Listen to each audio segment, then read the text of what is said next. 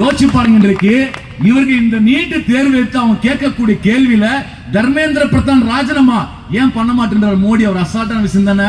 எவ்வளவு ஏன் அவளை அடம் பிடிக்கிறாங்க?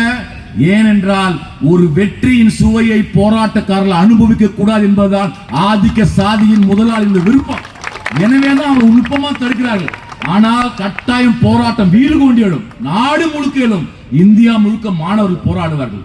இங்கே தமிழ்நாட்டில் நான் கேட்கின்றேன், முதலமைச்சர் விஜய் அவர்களை பார்த்து இதே இடத்துல போராட்டம் நடத்தினாங்க, எஸ்எஃப்ஐ தோழர்கள் அங்க போராட்டம் நடத்தினாங்க. நான் வந்து பாக்குறேன், எப்படி அடிச்சு விரட்டி தூக்குறீங்க?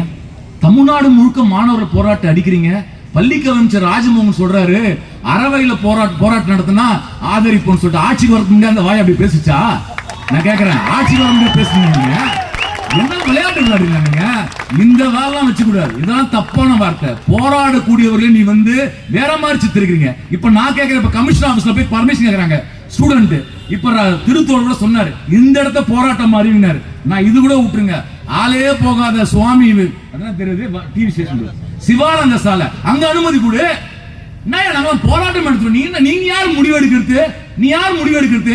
சிவானந்த சாலையில தொடர் போராட்டம் நடத்துவதற்கு விஜய் ஏன் அனுமதி மறுக்கிறார்?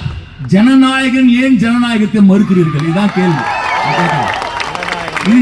என்ன நியாயம் இது? நீங்க வந்து எப்ப அறிக்கை விடுறாரு முதலமைச்சர் விஜய்னா, ராகுல் காந்தி மூக்குல ரத்தம் வந்த போது அறிக்கை விட்டார். நாங்களும் வருத்தப்படுறோம். எப்பா ராகுல் காந்தி மூக்குல வந்த ரத்தம், ராகுல் காந்தி மூக்குல ரத்தம் வந்தா அறிக்கை விட்டீங்களே, மத்த ஸ்டூடெண்ட் உங்களுக்கு சமம் இல்லையா? நம்ம முதலமைச்சர் இப்படி பேசலாமா? விஜய் இப்படி பேசலாமா? விஜய் மாமா, விஜய் அங்கிள், விஜய் அப்படிலாம் சொன்னவர்களுக்கு இதுதான் நீங்க கொடுக்க பதிலா? சொல்லுங்க பாப்போம். நீங்க அனுமதி கொடுக்கணும். அனுமதி கொடுக்காட்டு தடையை மீறி போராட்டம் நடைபெறும். விஜய் அவர்களே, போராட்டத்தோடு விளையாடாதீர்கள். மாணவர்கள் போராட்டம் வெடிக்கும். இங்க பாருங்க, இவங்க எவ்வளவு பெரிய கலைஞர்கள். போய் உட்கார்ந்த கோடிக்கணக்கான ரூபாய் சம்பாதிச்சிருக்கலாம். தெருவில் இறங்கி போராடலாம். இவங்க கலைஞர் கிடையாதா? மனசாட்சி உள்ள மனிதர்கள் இங்க வந்திருக்கின்றார்கள். நீங்க விஜய் எவ்வளவு பேரை போட்டு அடிச்சீங்க சினிமாவில். நிஜ வாழ்க்கையில் நீங்க எல்லாம் நல்ல செய்வீங்கன்னா சார் ஓட்டு போட்டாங்க.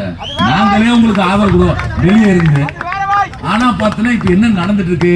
இந்த அடக்குமுறை சரியில்லை. இப்ப நான் ஓமந்தூரம் 2 பையன் படுத்துக்கிறேன், கால் முட்டி வந்து பிஞ்சிச்சு. அவனுக்கு ஒருத்தன் கையில அடிச்சிருக்கான், போலீஸ்காரன் புறாண்டி இருக்கான், பல்ல வச்சு கடிச்சிருக்காங்க தமிழ்நாட்டு போலீஸ்.